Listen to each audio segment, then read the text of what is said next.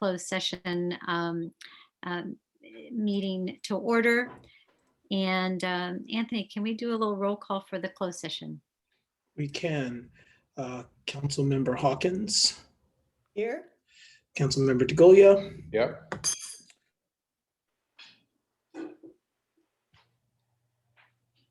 I'm here too, by the way, Anthony. You're going to get to me next.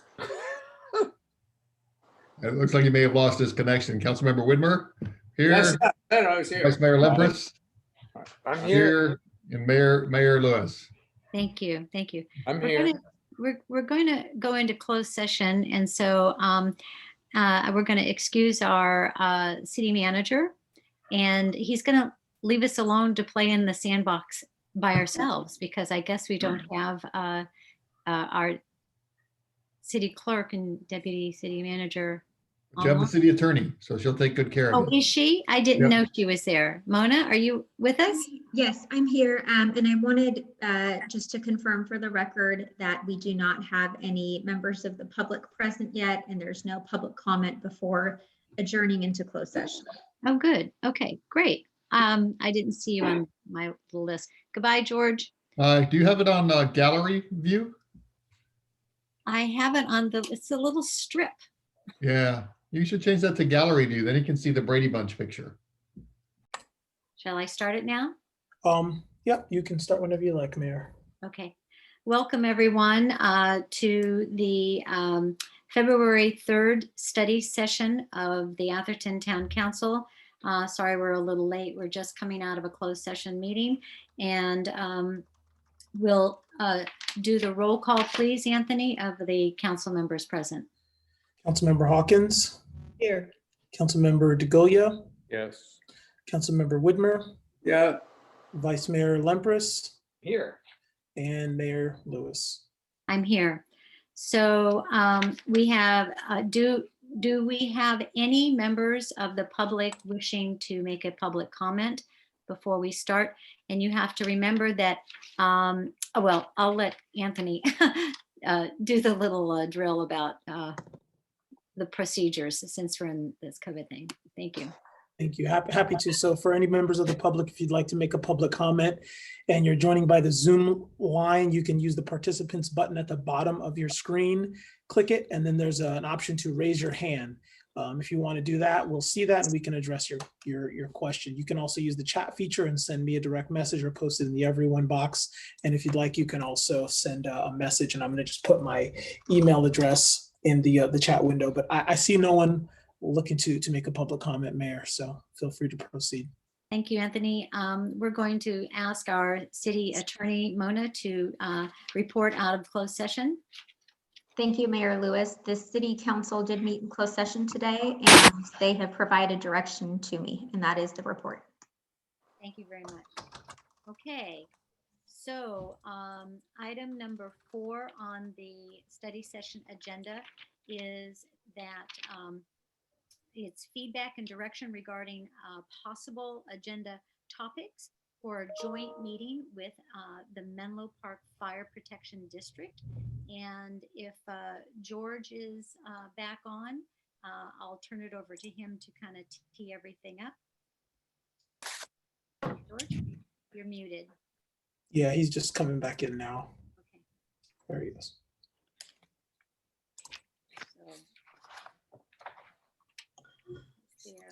So George, the mayor just announced item 4, and she asked if you'd like to start the presentation. Sorry, Okay. we got you back in a little late. I'm a little late, sorry. Yes, item 4 is for feedback and direction of regarding a possible agenda items for the joint meeting with the Menlo Park Fire Protection District. As the council is aware, for the last few years, we've been having annual meetings. Sometimes they've been in December, sometimes January, February.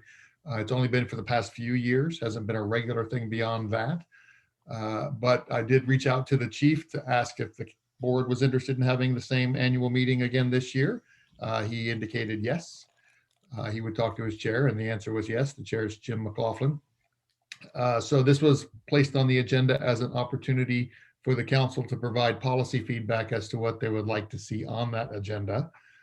Following the posting of the agenda, the mayor established an ad hoc committee of 2 members of the city council, Councilmember DeGolia and Councilmember Hawkins Benwellian, who also serve as the liaisons, to brainstorm with the fire district things that might be on the joint meeting, and then bring those to the city council for discussion as to which ones might be priorities, adds or removes from their particular list.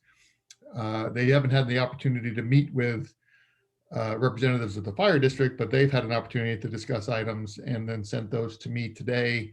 And I put those together into a summary sheet, or actually their summary sheet as a PDF, as well as a PowerPoint presentation of Cliff Notes version that they're prepared to present. And then the council can, again, add, subtract, or modify in any way they seem appropriate. That concludes the staff report, and I believe there's a PowerPoint presentation. But before we get in that, can I ask a question?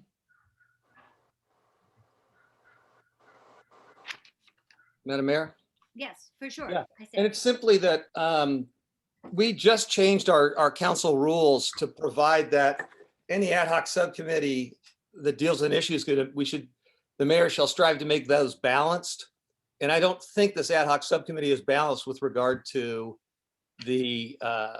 our position vis-a-vis the Menlo Park Fire District. So I just wanted to raise that issue and see what efforts you made to appoint a balanced subcommittee here, because they haven't met yet with the fire district. So it's not too late to make a change if we can. Well, I think that for the ad hoc subcommittee, since they were going to be on as liaisons, I thought it would be a balanced decision to allow them to meet to discuss and just bring back ideas, not their hard and fast personal preferences, but a list of topics for discussion to our study session and to the whole council for making comments and deciding which topics they want to put on it. So in that way, I thought it was a very balanced decision.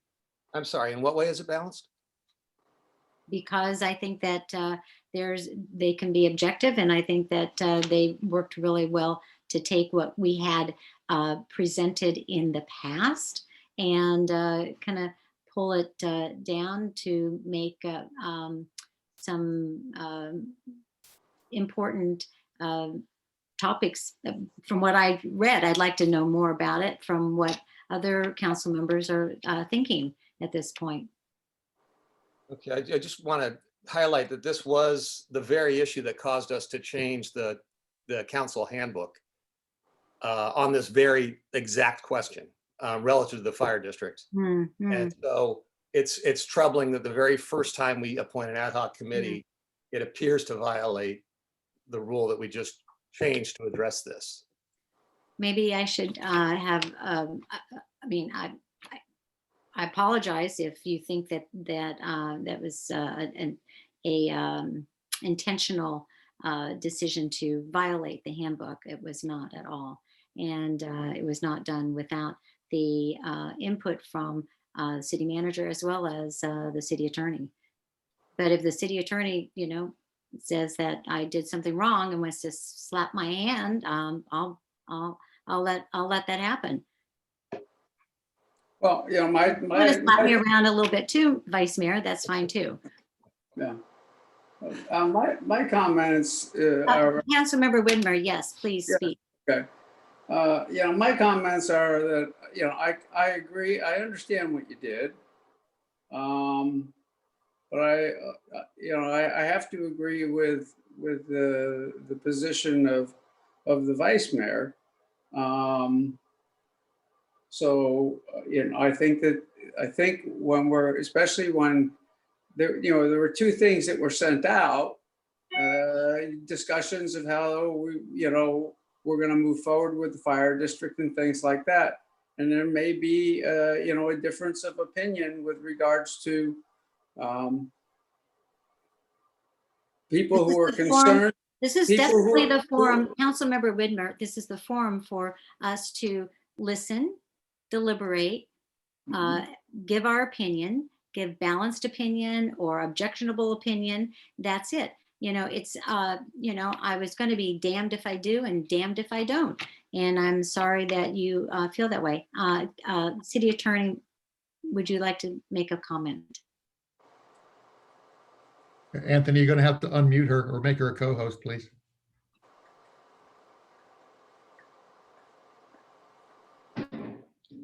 There you go, Mona. Thank you.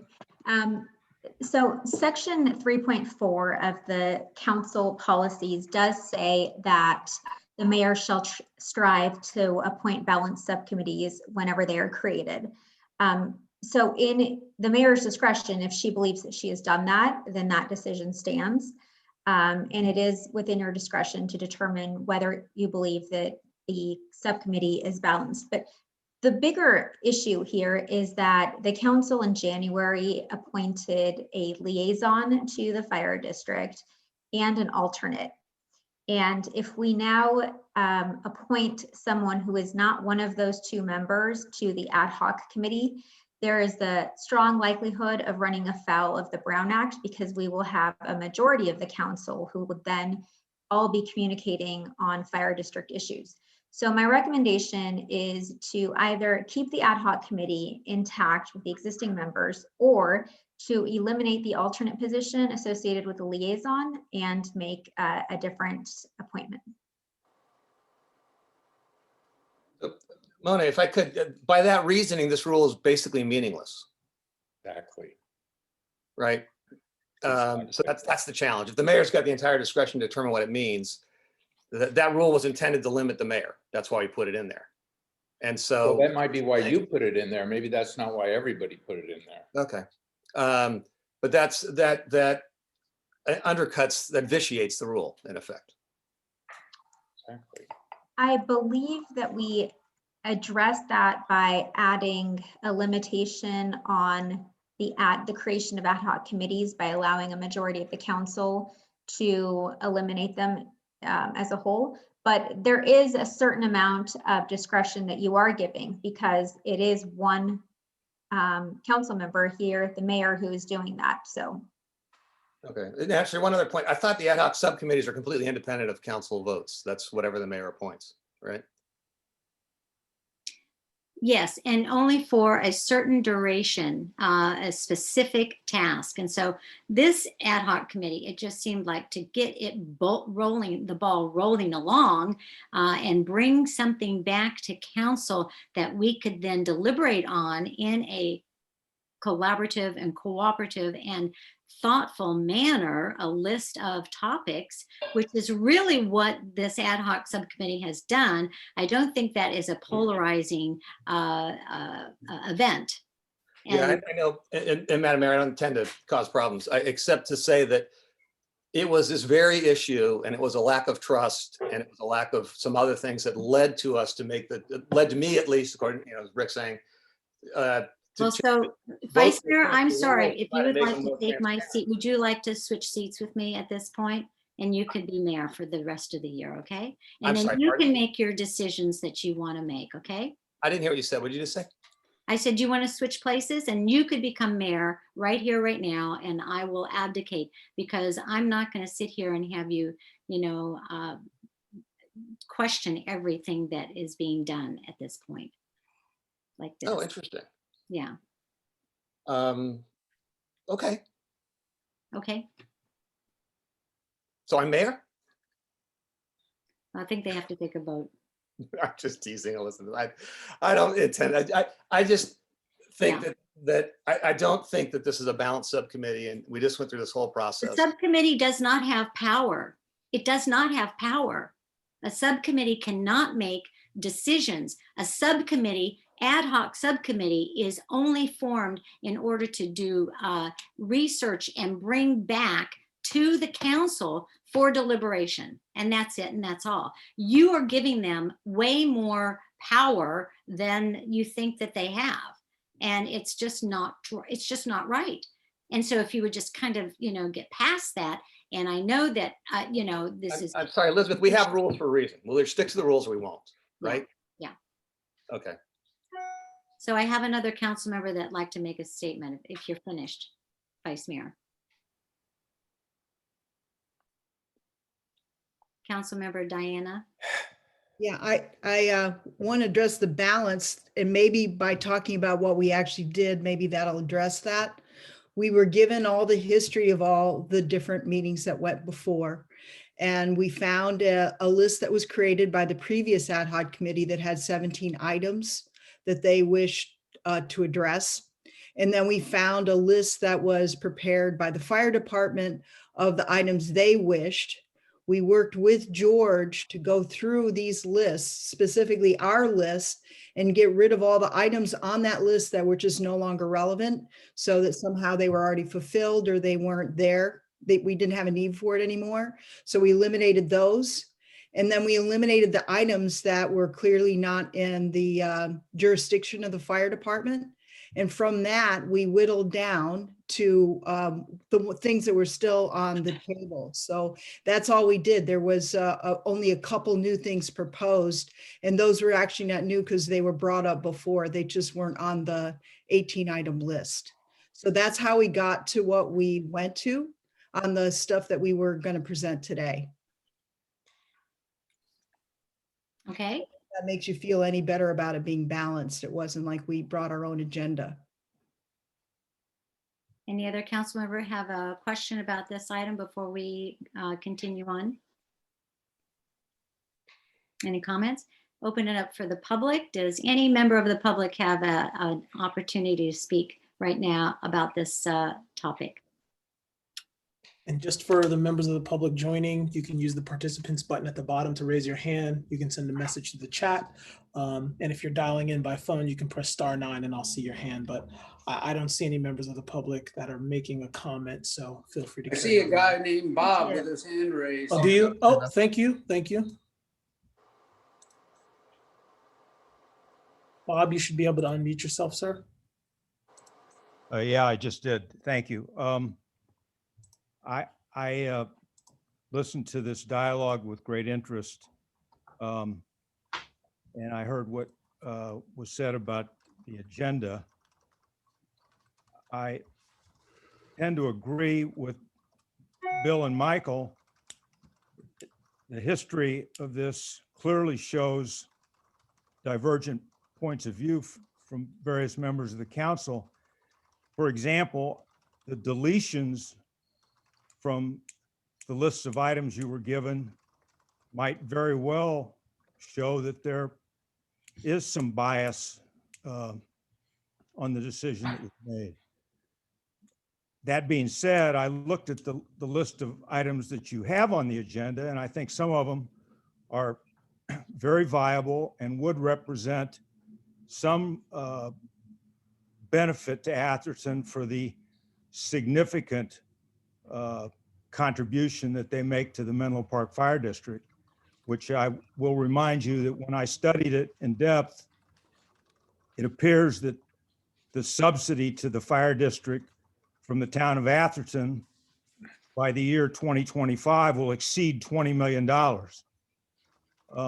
which is, even for Atherton, is a significant amount of money that I think the council needs to be consistent in doing whatever they can to make sure that our taxpayers get their money's worth, unless a referendum of our taxpayers says we don't care.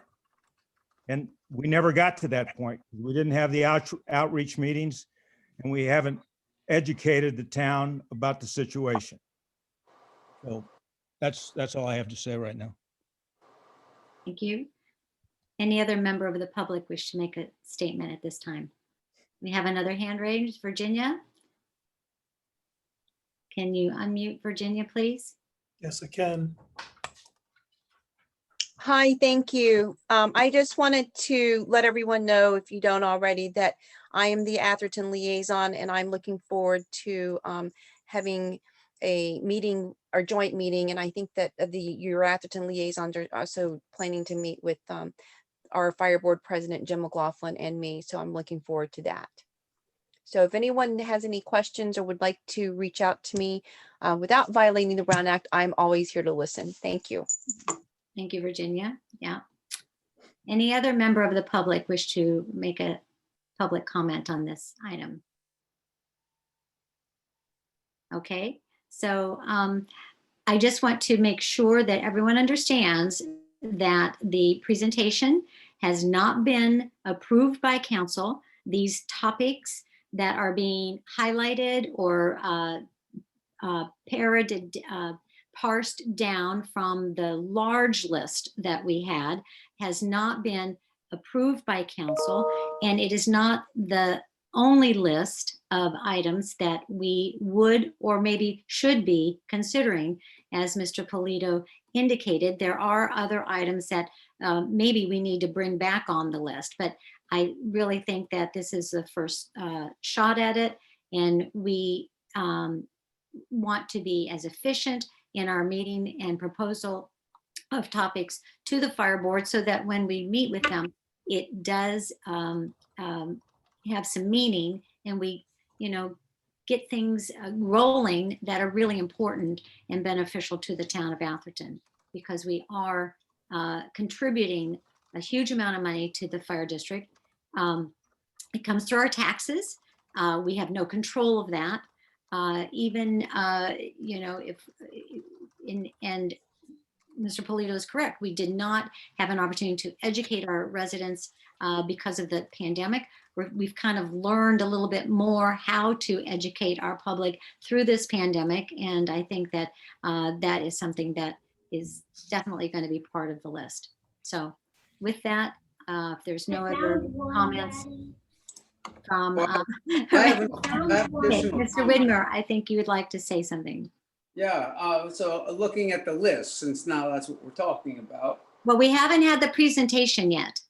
So I'd like to have the presentation, and then we'll parse down the list, okay?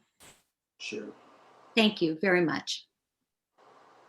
So Rick, do you want to take the lead on this and do your presentation, or Diana? Diana, do you want to know, and do you want to repeat your statement about sort of the method that we used in evaluating the list from last year's ad hoc committee? I think Bob Polito's right that there's certainly some opinion about things that are relevant or not relevant, and others could disagree with us, but we went through the list from last, and I would welcome you if you think something has been taken off the list that should be on the list to bring it back, and we can discuss and vote on it. But we had a methodology that we went through. Diane, do you want to restate that? Sure. George provided us with all the council meeting notes going back to when this issue first started. We reviewed all those. As part of that, there was a list that was developed by the then ad hoc committee, the Atherton ad hoc committee, that had roughly around 18 items on it. And then the fire department provided a list, a much shorter list, of which they felt were the topics that we should be focused on.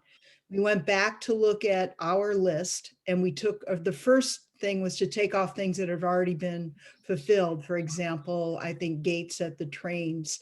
So we took off all the things that weren't relevant anymore. So that was our first swipe. We then went through ones that we felt were not clearly in the jurisdiction of the fire department, and we removed those. And from there, we narrowed down the list. Some of them were kind of lumped under a bigger topic. So we would say something like fire safety, and there were more than one item that were lumped under that. So there were not as many that eliminated as I'm making it sound, because a lot of them were kind of in the same topic. So that's the procedure we went through. We narrowed it down and provided a new list. And again, we glad to hear anyone's pushback on the ones that they want to put back on. The lists of both the 18 items and the list from the fire department, I believe, was shared with everybody. Mm-hmm. Yes, right. Okay, Rick? Okay, so the charge of the ad hoc committee was to prepare an agenda for the joint meeting between the council and the fire board, which meeting has not yet been scheduled, but presumably it would happen at some point in the next few weeks.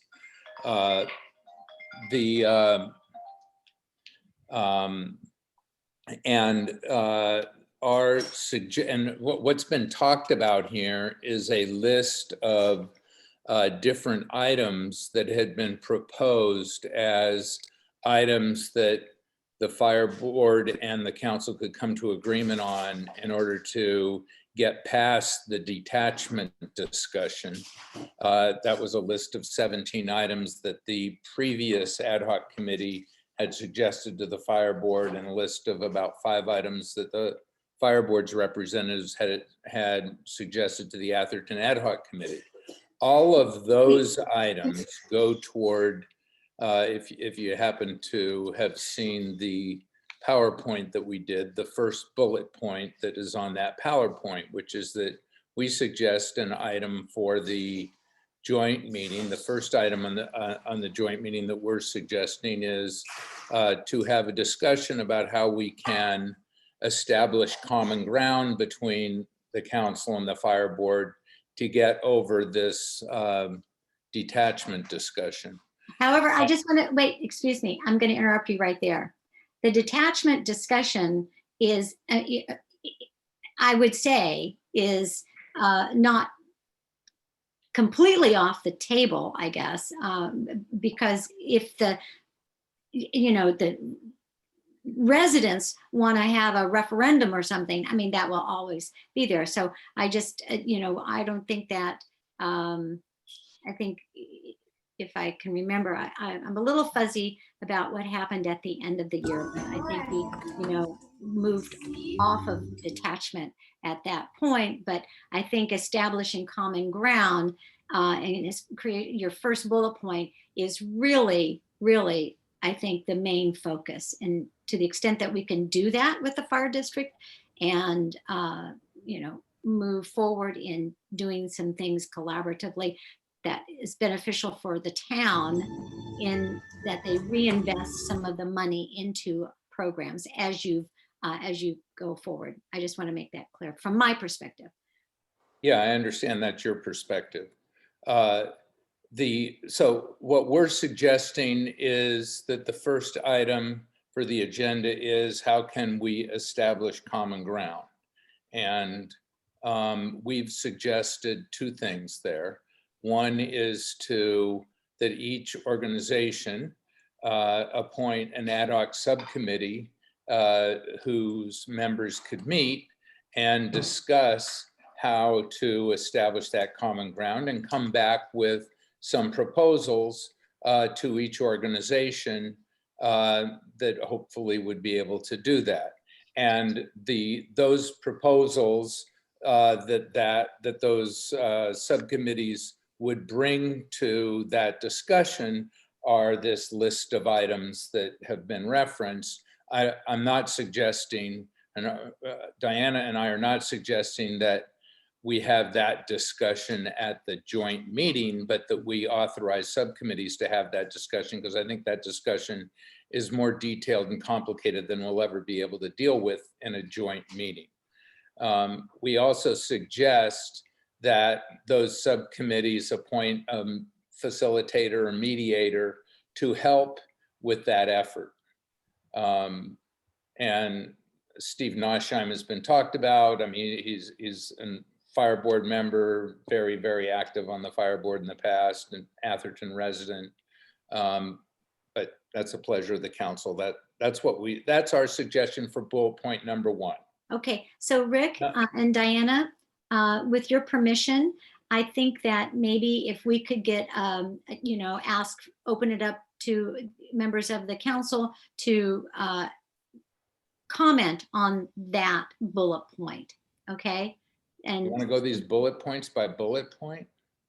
Well, I think that I don't care. You can do it. You can do it how that's okay. Whatever you want. I mean, can we all agree that that is a good goal? I mean, these are kind of like, this is a good goal or not? Mr. Widmer?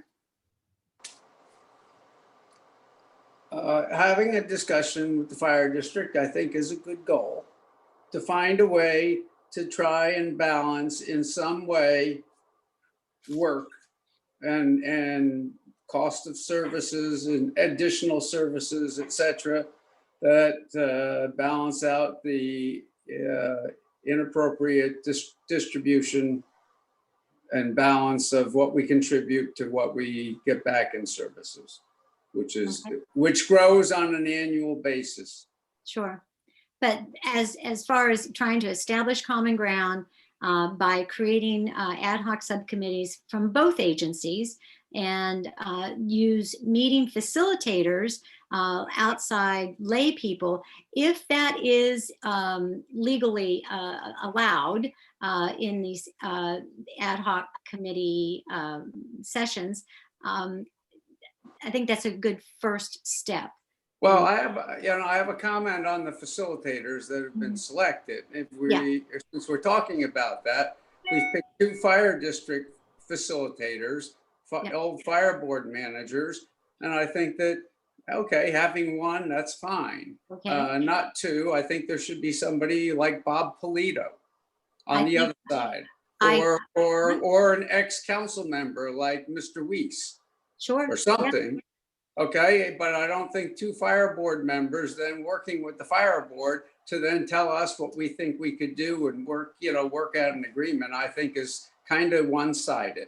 I think that's a very, very, very good point and well taken. And it was going to be one of my comments also. So can I ask for Vice Mayor to weigh in on this first, establishing common ground and creating ad hoc subcommittees by both agencies to talk, and then using meeting facilitators to help move the process along. Yeah. So establishing common ground, of course, whatever, that makes a lot of sense. To me, creating an ad hoc subcommittee, that's why I brought up the issue earlier about balance. Because I think it feels like we are now committed to the committee, the subcommittee we've got in place. And I don't believe that's balanced. And I think that we'd be better off with a committee that had more balanced view, and by balanced I mean somebody who was sort of more aggressively on the side of getting the resources that the town is putting into it. So if we did that, Mike, we put one of you on the subcommittee, we would have to change the liaison or the alternate. Okay, that's your call. Yeah. Okay. Well, let's get through. Meeting facilitators, by the way, I agree with what you both just said. I think, okay. Good. All right. And about the meeting facilitators. Okay. Yeah. So let's move on, and maybe we can go ahead, and I just wanted to get that out of the way because I think that kind of lays the foundation. And I do agree about the meeting facilitators, and we can then go forward with looking more for a balanced situation here. So Rick, provide updates. Yeah, so, but let me give a comment. With respect to the issue of facilitators, I hear what Bill and you said, and I think that actually it probably, and I thought this after we suggested it, although we just didn't have time to really refine anything because there was such a small amount of time between when this committee was created and this meeting. Right. But I did think that it would be cumbersome to have 2 mediators or facilitators. It's probably easiest just to have 1. Then you don't have conflict. I mean, this committee isn't going to resolve anything. This committee is just going to come to some proposals that then each of the ad hoc committees will take back to their respective organizations. So we would bring back to the council whatever those proposals are. And the council doesn't have to accept them. That the committee doesn't have a decision-making power. Well, we're just bringing something back. So what we want in a mediator is somebody who can help move the conversation along in a manner that gets a proposal that both sides can agree to.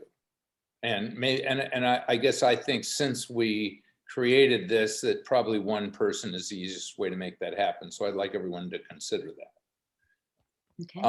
Our suggestion for another topic on the joint meeting agenda is to talk about the EOC for the council we're obviously building a new EOC in the new council chambers, and we could give the fire district an update about what that involves and give specifics that staff believe are relevant for that.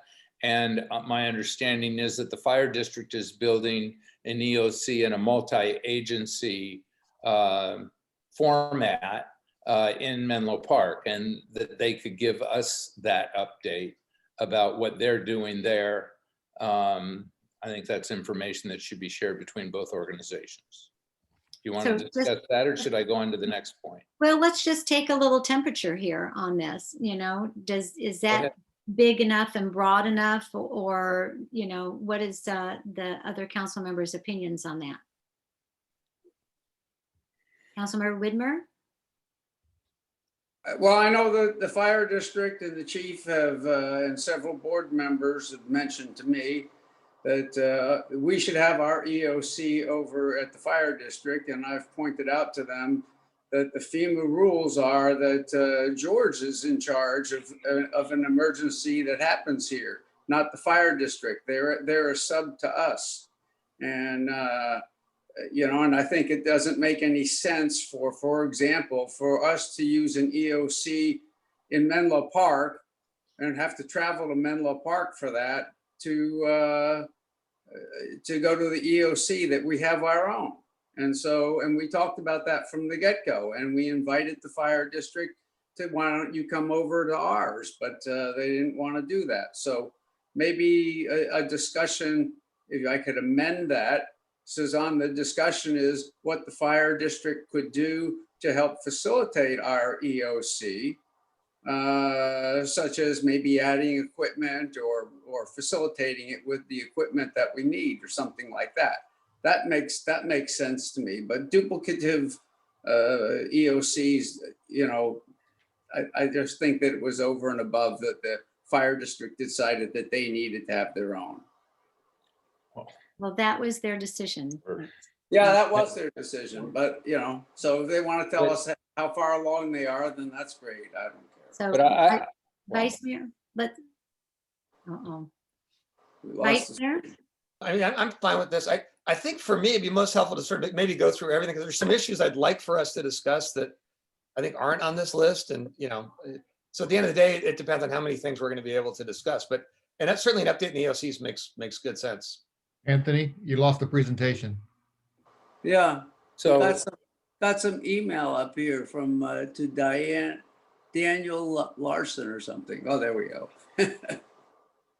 Okay, So Bill's comment is one of the points that we have as a recommended item for the two subcommittees to discuss, exactly what Bill just commented on. But just to repeat, the point for the joint meeting is there have been decisions made by each organization. We're trying to work cooperatively here. And I think it's appropriate for us to tell the fire district the decisions we've made in the EOC we are building, and for them to tell us the decisions they've made in the EOC and the multi-agency, I think it's called a MAC, that they are building. I'm sure they'll invite us to participate in that MAC. You know, Atherton can do it or not do it, but what they're doing, and we should know what they're doing. This gives them a forum to express that to us. okay. The third point is to provide updates on the station upgrades. There are 5 Menlo Fire District stations that service Atherton on a very regular basis. Stations 1, 3, 4, 5, and 6 all have significant percentages of their responses that service Atherton. And we know that Station 4 has been torn down, is being rebuilt. I'm sure that they'd be happy to fill us in on their plans for that station. And we're suggesting that they give us that kind of an update, whatever they have to share with us for all those stations that service us. Okay, I see a hand raised by Councilmember Widmer. You'd like to make a comment on this. Yeah, so I think that's a good one, Rick. But I would like to amend that by, I'd like to understand what their plans are for all the property that they've been buying. What's it going to be used for? They bought the house next to our station, the Station 3, I believe. And what's going to be the overall purpose? That would be- yes, think good our point. public would like Yeah. to know that. That'd be good to know. Have Good them point. present that. Okay. All right. You want to go on, Rick? Our fourth suggested agenda item for the joint meeting is to provide us with an update on emergency communications. This is what the fire the fire district has made a whole number of decisions. They're looking at emergent as technology improves, they're changing their communication methodology throughout their district, which obviously includes Atherton. And we're suggesting that they give us an update on that. Any comments on that one? Anyone? It seems reasonable. Big and broad, should not be controversial.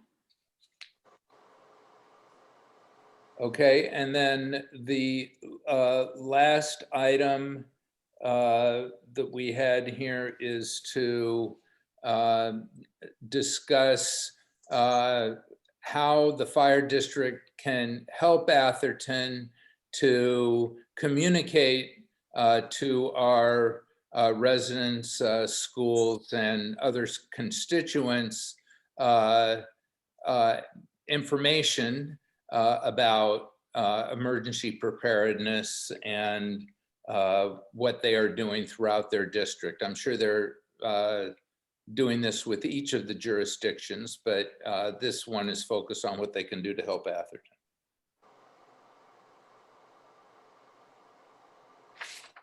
Any comments on this one? Suggestions?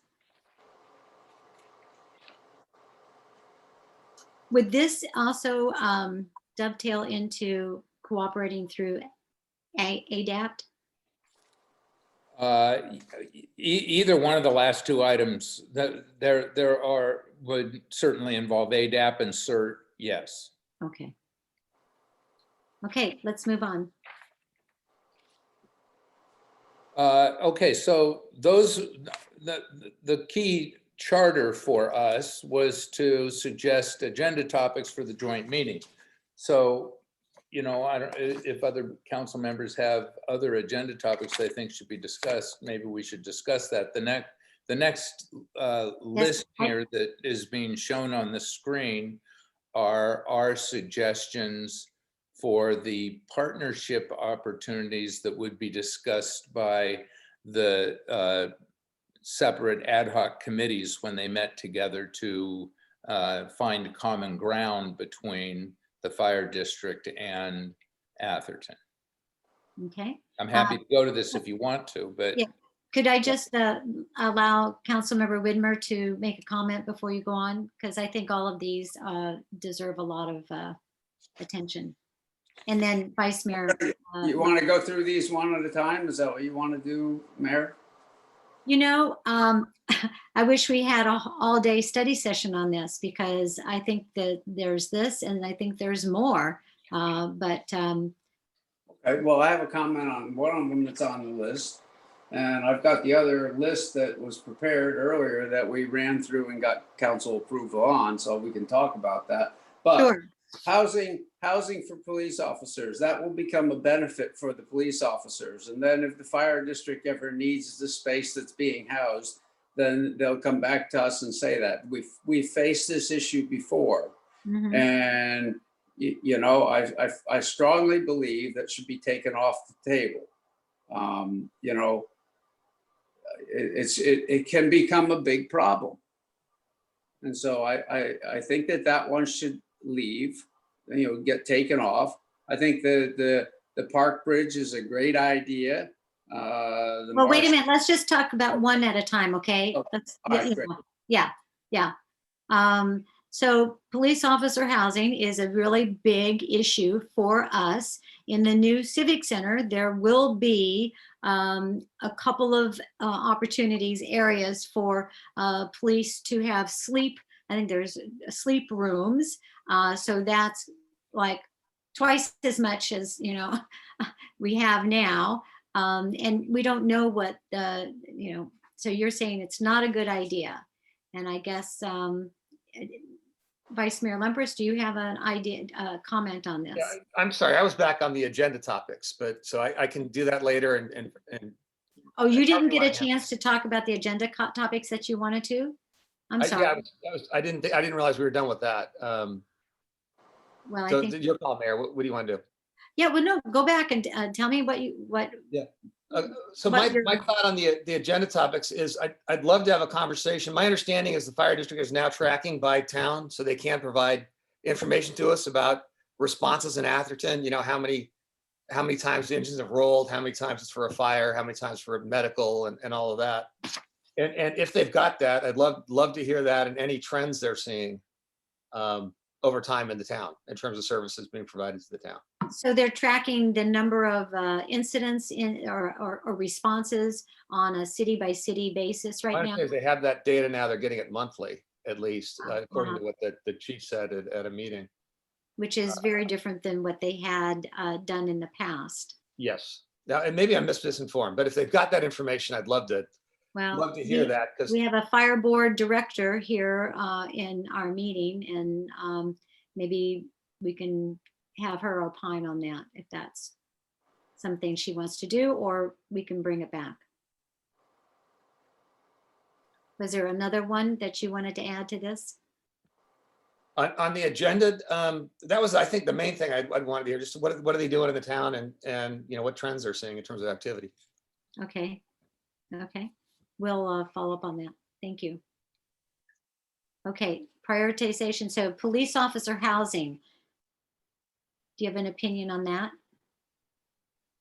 I mean, not other than to say, I know it's a complicated issue that deals with benefits and other things. You've raised it before. Right. I think it's probably worth following up on because it's a nice benefit, but it is, as Bill said, a very complex issue. And not all clean. Well, it is, and you know, we get residents all the time offering, you know, to rent out their, you know, spare ADU or whatever to an officer. And ever since I've been on council, that's always been something that, you know, was out there. And when we had, you know, our chief Ed Flint, you know, he wouldn't live in the town because of the appearance of having preferential treatment, either going to him or, you know, the resident getting preferential treatment, you know, for them for housing an officer. So it is a very complicated topic, and I would be wondering why the subcommittee wanted to put it on. I'll speak to that. Yeah. I think one of the critical obligations that this council has that it has failed to do anything about, not that we haven't wanted to, but we haven't been able to do anything about, is that we've got police officers that are working 12-hour shifts, some of whom are having to drive 2+ hours to get to their shifts. So all you have to do is do the math. If you're working 12 hours and you're driving 2+ hours, you're home less than 8 hours. That, in my opinion, is unconscionable, and we need to do something to help them. I think it's our obligation to do that if we're going to have 12-hour shifts. And we had the house in the park, but that went away a few years ago, and we haven't been able to provide them with any housing relief, especially when they have to be in court on for some item. It's just unconscionable. So I think we need to find any opportunity we can to give them some relief during the week when they're working, so that they don't have to drive 2 hours each way every single day. No, we understand that there's that need, but I mean, well, so and the fire district have some buildings, like, for example, the house next to the Almondral station. I would like to talk to the fire district about renting that to Atherton. I understand the fire district has not upgraded that house because they don't want to incur the expense of doing that. I understand Bill's request to just want to know their strategy about what they're going to want to do with it. But I don't think that it's a huge risk if they were to rent it to us, that at some point they would decide to do something else with it and it wouldn't be rentable anymore. Okay, fine. That was the situation with the house in the park. But during the time that we can use it for our police officers, it would be a huge benefit to our police officers. I absolutely think this should be on the list. They also have fire housing, rooms in their stations, and they may have some extra rooms in their stations that they could make available to our officers. I don't know. I just want to talk to them about it. I think it would be a huge benefit to Atherton. Whatever could be done here, and I think it should be on the list. Well, yeah, I guess it comes down to a risk reward type of a situation. If the risk of talking to them and going down it comes out that there's just absolutely no way, and then you've wasted a lot of time. But if the opportunity is there that there's could be something created that's reasonable and legal and affordable and all that for both sides, that's something that I think could be on the list. But we can't do everything. Yes. I have a memory that George or somebody or Mona had looked into it, and actually, George, if you could speak to this, that you had concluded it was not worth pursuing. Is that correct? Well, it's kind of two different issues. There's one issue of the housing by members of the community, and that one the city attorney opined on as not advisable. But with respect to the fire district, the fire chief and I probably 2.5 years ago discussed the issue with respect to the property that they purchased in East Palo Alto near the freeway, I believe. And they had an opportunity for housing in that area, and the chief and I and the police chief at the time worked through the potential use of that by police officers as well as fire service personnel. That matriculated its way up to the fire board, and at that point they opted not to participate. So it's just the pleasure of the board at that time, and you never know how that goes. Well, let's move on. I mean, we're not making hard and fast decisions here because this is a study session. This is things for us to take information and talk about it, and then we'll come back with more of a official ruling on what we to rule on what we want to have done. So traffic control devices, Rick?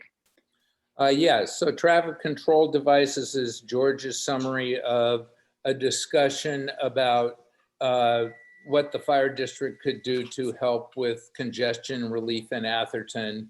In specific locations that I've thought about, and we can talk about anywhere because it's in the fire district interest to participate in whatever we decide to do, so that emergency vehicles aren't adversely impacted.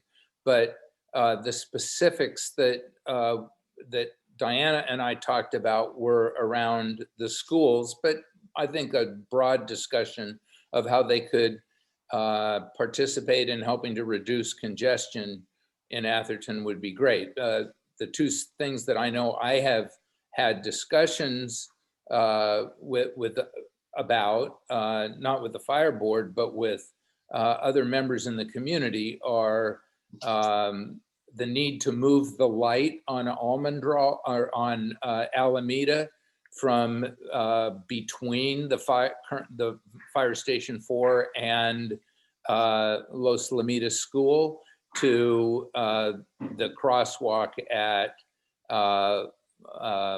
Camino al Lago and Alameda. That has been a request of the school board, And that was something that I had dealt with when I was mayor. I'm not exactly sure what's happening with that right now, but I think it's a worthwhile discussion.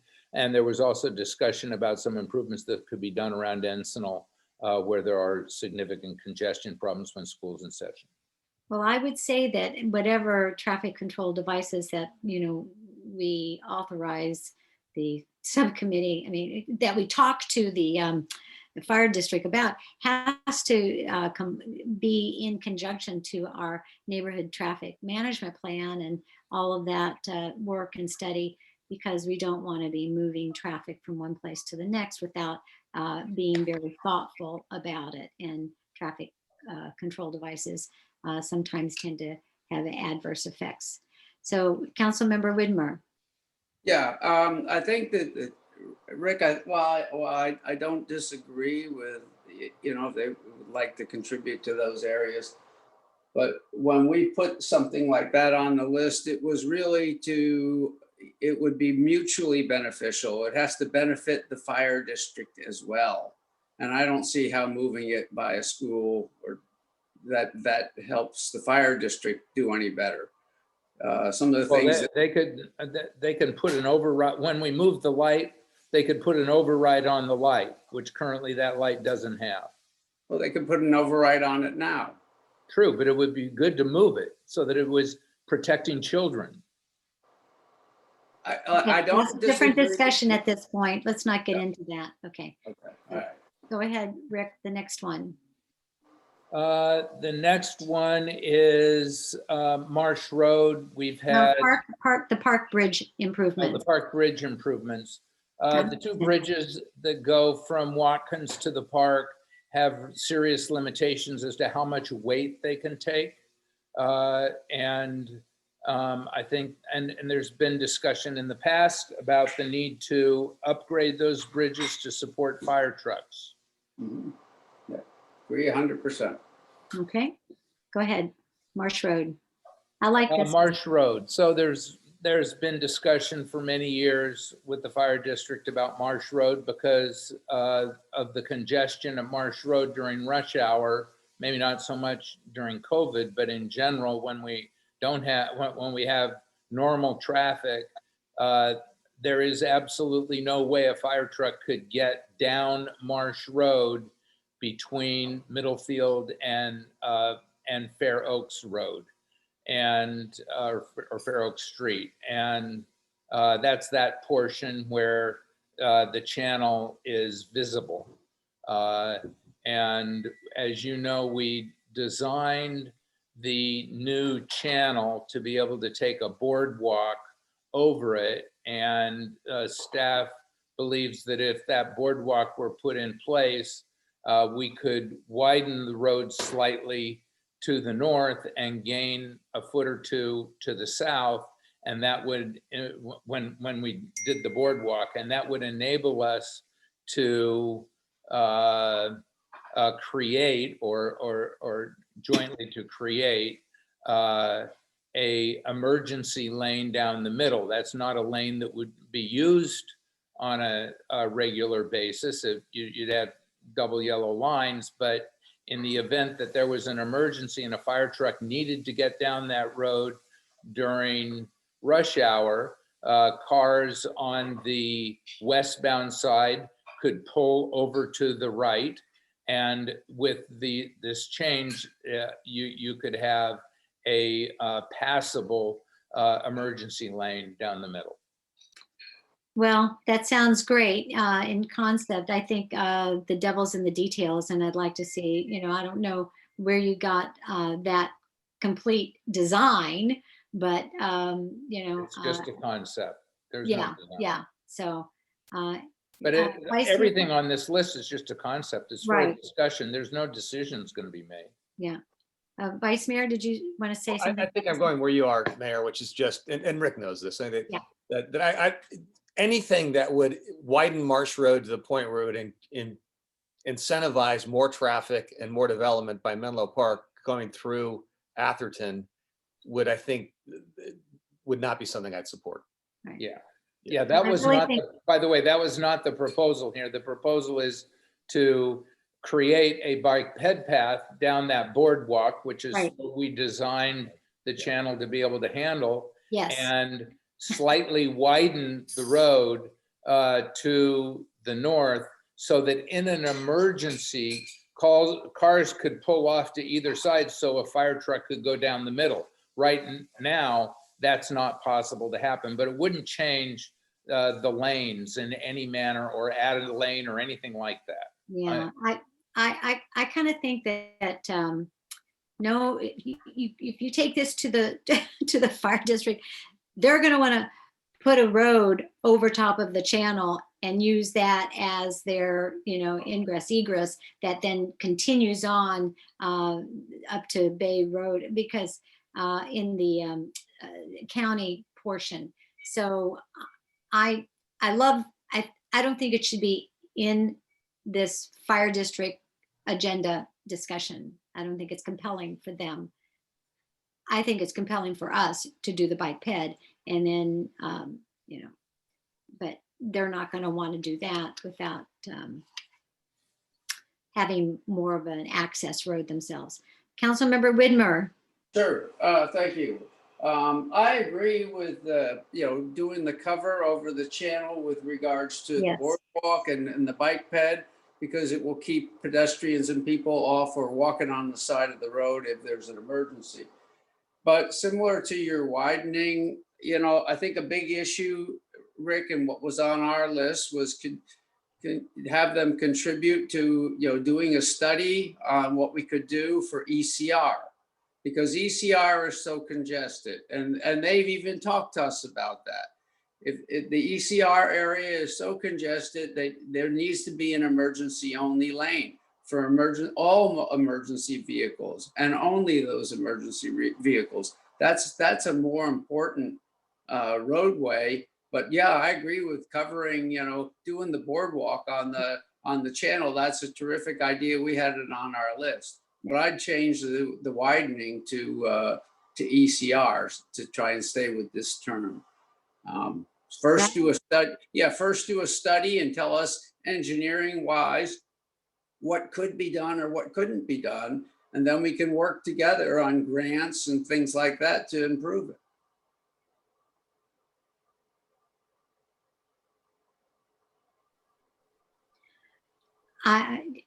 Councilmember Vice Mayor, did you have your hand up? No. Okay. Okay, ADAPT. That's 7,000. Yeah, that's the way that George stated it. What we had was that the fire district could support various Atherton safety problems such as ADAPT and CERT, and offer fire district recommended materials and devices to members to improve and ADAPT's emergency response. That makes perfectly good sense to me. It seems like right up their bailiwick. We had that in our list. Yep. Okay, I good, agree. good. Okay. EOC modernization.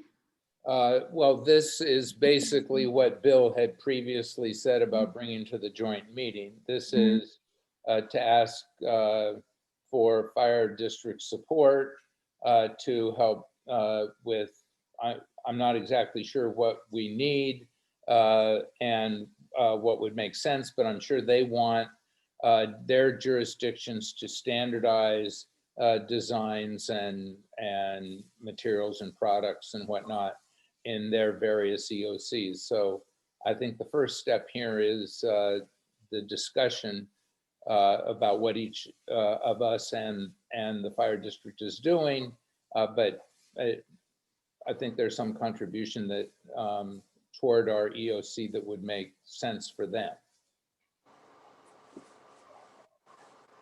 I think it kind of flows into, what we were doing in the agenda item. Any comments on this one? Okay. And here, I think this should be at the top of the list. Well, that's fine. I mean, our Well, that idea should be here fine. was that, the fire district has multiple jurisdictions within it that are reaching out to their constituents on their issues. The fire district obviously reaches out to everyone on fire issues, but there's some standardization that no doubt they want, and there's probably some things they could do to help us to reach out in a manner that makes sense to them with respect to emergency best practices, new emergency alert systems, what we'd like to, understand what they're doing there, and whatever other alerts and education that they're doing for fire, smoke, and evacuation routes. Okay. Any comments from anyone? I'll make a comment. Mr. Widmer? Yeah, since it's the last one, and so there's nothing else behind this. I agree with the community education. We should always have more outflow and recommendations from the fire district in helping us. But I think there were a couple things that were on the list that are missing, and I'd like you to consider them. Okay, so one of them was the water flow, working with Cal Water. Okay, that's very important. There, the water flow is a big issue. Secondly, was the let's talk about this getting across the railroad tracks. There's high-speed rail, and if there is, or when they really start going along with what Caltrain says they're going to do, during rush hours, the trucks aren't going to be able to get across the railroad tracks. And so I think that those two things are something that really help the fire district, but they're also mutually beneficial. And so I think that really there should be some discussion and some planning on how we're going to do that. I think the rail thing is a very important situation. So that's my two comments. Since it was the last one, I wanted to add those two. But I appreciate you guys putting the list together. Thank you. Thank you so much. Vice Mayor? Yeah, another thought I've had is we've had this conversation before, but we really depend on the fire district, not so much for fire services. We don't really have a lot of fires in town. Most of it is medical. And I don't have anything specific to put in here, except I'd love for us to explore whether there are specific medical focused vehicles or responses that we could get for Atherton that would more tightly fit our community, for the person who's having a stroke or a heart attack or whatever. And to see if we can get some money spent getting those medical quick response units as close to Atherton as we can, so they're ready to go. So I think that would make a real big difference in this town. That's a good point. It's not the EMTs on motorcycles though, right? I think it's worth, I'm raising this as something I'd like to see us pursue. I don't have a specific, proposal. We went to them and asked that they post, small vehicles in the town center. I thought that was a great idea, and that was focused on medical response. I'd love to see us give some thought, or them give some thought about, the best way to deliver medical response to Atherton, because really that's what we depend on them for. And again, I know we have ambulance services, and that's a whole nother deal, but oftentimes the trained fire service people are the first or second responders there who can really stabilize the situation. So that's one. And then my other thought on this is I would like to see us go have our Atherton town meetings that we deferred because of the pandemic to help go through some of these partnerships. I think that the input we get could be very important, from them about what they'd like to see and how important it is to the town residents. Oh, that's a great idea. I think that's a great idea. Yeah, I mean, that public outreach is something that we have not had. Mm-hmm. So I have a question, and this is to staff. The joint session, I mean, we seem to be kind of under the gun to get this moving right away. It's February. What is the date? I seem to have forgotten the targeted date.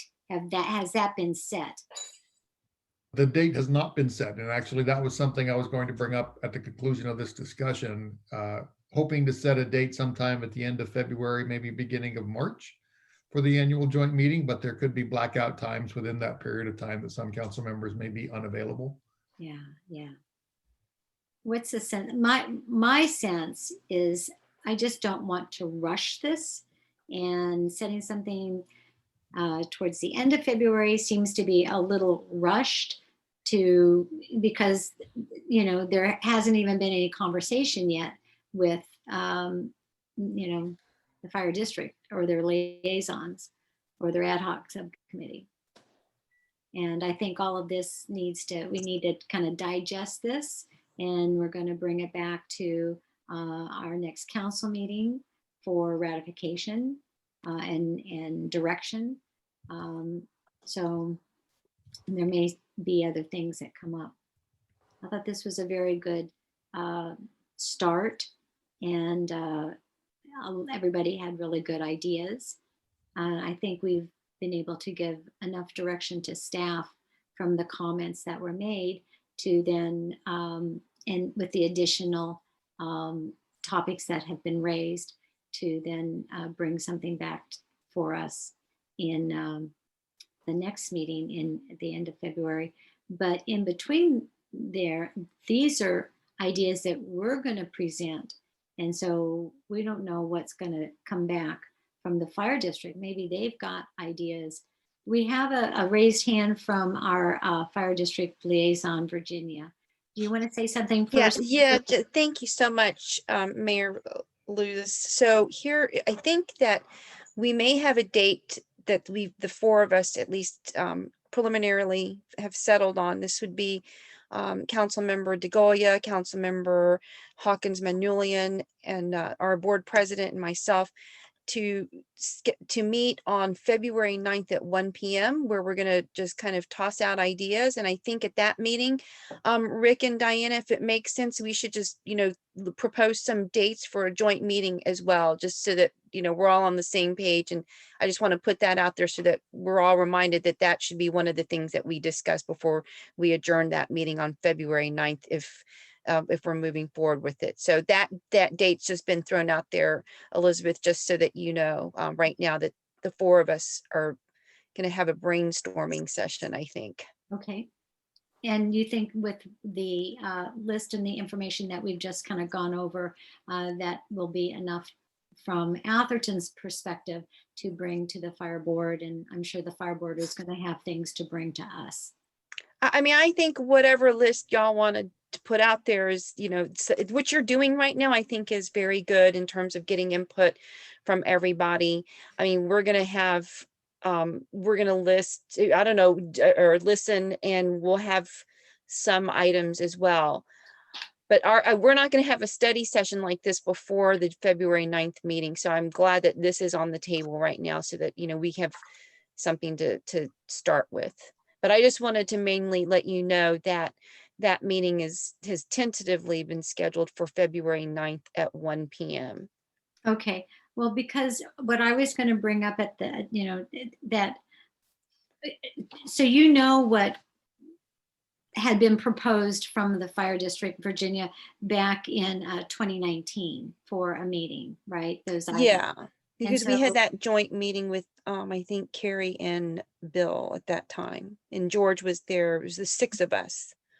And there's some of these items that are on the fire district's list that we haven't brought up here tonight on our list. So are they still, you know, important to the fire district? It could be, yeah. So I'm going to talk to Jim a little bit about that too. Even though I'm the liaison, I mean, I know that he wants to be somewhat involved as well. Okay. Any other comments? Yeah, Mr. Rodericks. Anthony, could you go back a slide, please? Just so that I've got clarity, what I'm returning to the city council on February 17th with is the agenda topics for the joint meeting, not a narrowed down list of priorities of particular projects that we talked about on that second slide. Is that correct? you mentioned bringing something back for direction and ratification. Virginia, did you have a comment on that? Unmute you, or Anthony, would you yeah. go Yeah, ahead. sorry. Yeah, so our meeting, George, just to let you know, I think is the day before. The fire board meeting is the day before. So I think that we'll probably discuss that too in terms of what we're going to bring back to the joint meeting. Is that your question, George? No, it's actually for the mayor in terms of what the consistent or consensus direction is from the council this evening. Because Mayor, you mentioned I needed to bring something back for direction and ratification. Oh, at the sorry. council meeting on the 17th, which means I Right. need to write that by the 12th. And if the subcommittee the ad hoc subcommittee has a meeting on the 9th with the fire district subcommittee, what's on this list may change. Right. Yeah, they should meet on the 9th. I didn't hear you, Mr. Whitmer. Yeah, I said, well, we're trying to finalize our list that we want them to go talk to. So Right. meeting on the 9th before we do that is inappropriate. They should move their meeting back until after our council meeting. Meeting on the 9th isn't intended to talk about what we would talk about, about the items of partnership. The meeting on the 9th, the purpose of it is to talk about the agenda for the joint meeting. That's all that the meeting is intended to talk about. So how does this topics for the meeting look to you? I didn't find anybody have any objectives to these. I think you added one. The concern that was brought up with respect to this particular list largely had to do with the facilitators.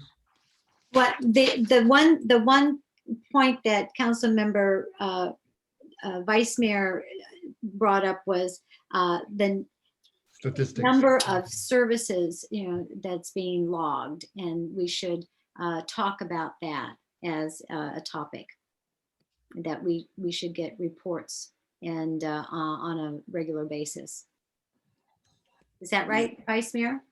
Yeah, and if I can make the other point, that this is a meeting with our neighbors and a sister agency, and I don't want to make too much of exactly what we're talking about. I don't want us to overthink everything. I do think that it's a continuing dialogue, and I think it'll be informed a lot by the local meetings that we have within the town of Atherton when they come about. Yeah. And with no disrespect to the fire district, but if we go to a joint meeting with 6 items on the list, they're going to come to that meeting with 3 or 4 items of their own. That's going to be a very long meeting. Well, I think Isn't that the purpose of the ad hoc committee, is to talk with them and narrow it down to a reasonable number that yes. can be addressed? Yes. So, maybe every item that's on this topic list here won't make it, Right. So if there's consensus on the council that this list that's on the screen now, plus the vice mayor's addition of the statistics, is the list that the subcommittee goes to a subcommittee meeting of the fire district to try and narrow it down, I'm fine with that. I'm just looking for that clear direction. I'm fine with that. Well, I suggested 2 or 3 other things. I would like the subcommittee to consider them. And tell me again what those were, because I wrote things down, Bill, as you were talking. Okay, well, we talked about the rail crossings, starting to consider what we're going to do about the rail crossings together. It's important that they can get over the rail. Okay, I think that's a key thing. And the fire district has actually brought it up to us. Okay. So wait a minute. That's a partnership preference. That's not an agenda topic. I would think it would be something we would talk to them about. Okay, I thought that the subcommittee was going to go, and this is what George just said, with this list of things that we just talked about. Well, okay. If they're not going to do that, then they're just going to go say, hey, how do you guys want to organize? When do you want to meet next? That's great. They can go do that. Well, I think your comments were good about the upgrades to the fire flow system, because Yeah. that's a critical infrastructure thing, and it's not going to happen overnight. It's going to take a lot of planning to do something to make that better. The rail crossing improvements, that's not grade separations. No, it's not grade separations. It's just that we need to find a way that we're going to get through when all the gates are down 90% of the time, once they get all the trains moving back and forth with Okay. the electrification. So maybe as a broad bullet point for agenda topic, it's not a specific partnership opportunity, but it would be more of improving infrastructure, like for services having to do with the fire flow and traffic mitigation and facilitating, I don't know, the flow of traffic over the rail system or something. I think it's got to be a broader topic. Okay, that's fine. City manager? Just for clarification, though, those specific discussion topics and partnership opportunities were the goal of the first bullet point that the subcommittee came up with: establishing common ground, creation of an ad hoc subcommittee by both agency and using facilitators to go through that bigger, broader list of priorities that the town has for partnership, to include grade separation and others that have been presented to the fire district in the past and narrowed down on slide number 2. The joint meeting is just a larger conversation of discussion items, but the priority is establishing ad hoc committees by both agencies to take further steps. That Okay, ad so hoc committee may be the same one you have now, or it may be a different one based on what the city attorney said earlier today. Maybe a sub bullet point under the establishing common ground, you'd put those other two things in, the upgrades to the fire flow and the rail crossing improvements. Certainly do that if that's the direction of the council, sure.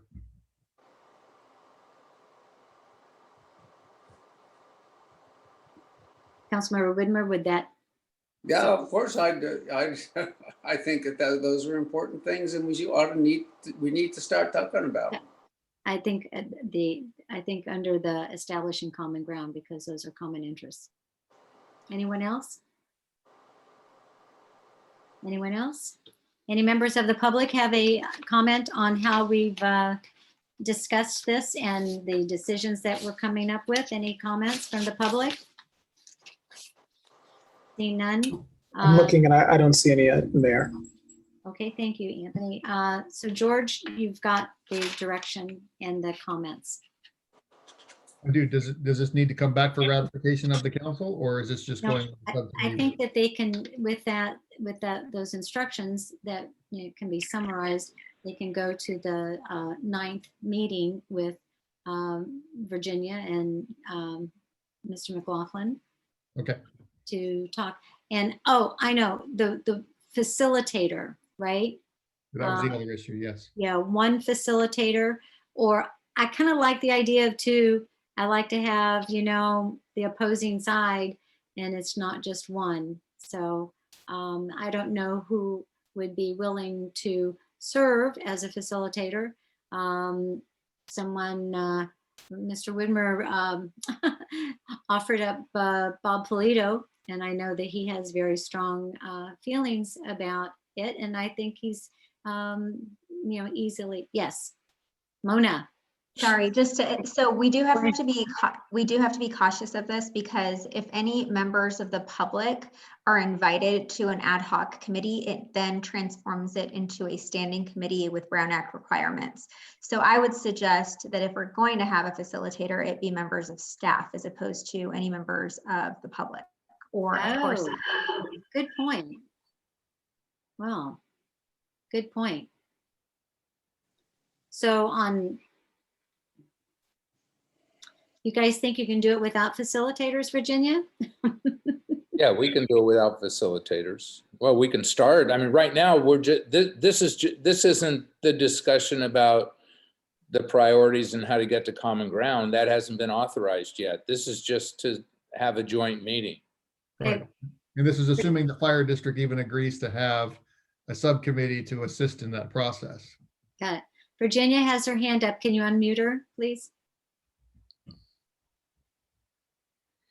Thank you. Yeah, so I think Rick is right. I mean, this is like laying the foundation. It's not even, I don't think we need a facilitator for this meeting, but what you're proposing in terms of the, well, I don't know if you want to call it an ad hoc or whatever you want to call it. I mean, I think that's right. It's, we need to have that discussion because I don't know where we are on whether or not, one, the proposal, and two, the people that have been proposed. So, I mean, we're way ahead. I'm with Rick. We're kind of ahead of the game in discussing this because the February 9th meeting is. No, I know you're right, Virginia. It only came up because it's a council discussion and there's members of the council that have strong opinions about these issues. Yeah, and I totally respect that, but I don't want the council to think that this is so formal of a process or a meeting on February 9th. It's really, wouldn't you call it a brainstorming kind of meeting, Rick? Yeah, just a very initial discussion about what is the agenda and, like you suggested, when can we get the meeting scheduled? Right, and I just didn't want that to fall off of our radar because that is the purpose of having the February 9th meeting, is to kind of go through ideas. So whatever Keep ideas. the ball rolling. Keep the ball. Yeah. And so I think the ideas that Councilmember Whitmer brought up in terms of the water pressure, was it the water, working with Cal Water? I mean, all of those ideas should be put on the table. And then this little committee, a very informal meeting on the 9th, we'll just go through all of those. Good. I think that was our intention, don't you think? Thank you. Rick Thank and you. Diana? So Councilmember Whitmer, last comment, please. Thank you. Yeah, last comment. Virginia mentioned, the board member mentioned that the fire district hasn't even decided who's going to be on an ad hoc committee. So that's what she said. Now, maybe she misspoke, but that's what she said. And if that's the case, Well, what do you mean by ad hoc committee, Bill? I'm the liaison. the committee that's going to be discussing this. So all you said is, you said, I don't want to get confrontational, but you said the group that would be discussing this hasn't even been appointed by the fire board. So, Well, first of all, I'm not sure what this is. Number two, the liaison, I am the liaison. So I would be a part of that discussion, but I don't know what this is. So if you're talking about the information that we're going to be discussing on February 9th, that is going to be me, the liaison, and Jim McLaughlin, the president. And as I understand it, the two liaisons from Atherton, which are Councilmember DeGolia and Councilmember Hawkins Manulian. But the ad hoc situation, which I learned about from Rick's email to us, is separate from what I understand from the liaison positions. That's my understanding. And so again, there are two parts to that. One, whether or not the fire district wants to even have an ad hoc, that doesn't mean there's no liaison. I am the liaison. The ad hoc is separate from the liaisons. And number two, if we don't want to have an ad hoc, then it's done. I don't know. We haven't had that discussion. We're going to probably have that on the 9th. And then two, if we do want to have an ad hoc, who's going to be on it? The proposal of the two members from your council are people that you want, but we have not even had that discussion, which is what I'm hoping that we'll discuss partially, at least on February 9th, based on what Rick DeGolia has sent out to at least Jim and me and the chief and George. Is that correct, guys? Rick and Diana? So I would just caution you, Virginia, about the Brown Act. And this is what we kind of came up against, because having the two liaisons. Right. We never suggested the liaison, Elizabeth. The ad hoc. The ad hoc came from the council. Right. To have other council members become an ad hoc member, then you have a Brown Act situation. So right. it was just, not to have the liaison just go off without some direction, which now council, the mayor did give the ad hoc committee direction for this. What ad hoc specific committee? thing. You mean the liaisons? Well, they're an ad hoc committee Okay, okay. for the discussion with the fire board members outside of a reported meeting, a noticed meeting, to work up some suggested agenda topics. And Yes. And that's it. so on our end, that's the liaison who is me and the Yeah, it's fire just board the fire chief. board is doing Right. it differently than we are. Yes, yes. But there's technically no ad hoc on our end, Right. Bill. Okay. Got it. Okay. Thank you. Are we all thoroughly confused now? Let's close this item and go on to our next item, if we may. Is that okay? And the next item is to receive and file the mid-year budget report for fiscal year 2021. And Finance Director Robert Barone is going to give us a little presentation. Before Robert gets started, with his 125-page PowerPoint presentation. Yes, I know. I printed it out just so I could go through it with It's merely a him. receive and file, and there is only one action that will need to be taken at a future council meeting. There'll be a resolution brought back for a mid-year budget amendment. So if the council wants a detailed presentation, he can certainly provide that. If there's specific questions, he can provide that as well. But in the interest of time, I wanted to give you the opportunity to move through the item quickly. Okay, thank you. Thank you, City Manager. We do have members of our council who have follow-on meetings after this meeting that they are going to have to log on to.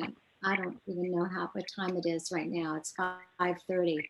So we need to wrap this up within the next 30 minutes for sure. Robert, do you want to just give a really brief, overview? Yes. Yeah, I would love to. Thank you, Mayor, Council, members of the public. Yeah, just real quickly, my staff report. Revenues are expected to exceed projections for the fiscal year by $1,051,000. Basically, total revenue increase of $500,000 in the general fund, and then an increase of $551,000 in excess ERAF revenue. That's probably one of the highlights is ERAF revenues at $1.3 million was budgeted for that amount, and the revenue for ERAF received is $1.8 million. We're finishing the year of total projected revenues of $18.7 million to expenditures of $15.3 million, with a projected net positive change of $3.4 million in the fund balance. Our projected 2021 year-end fund balance is $23.6 million. That's inclusive of COP debt service of $837,000.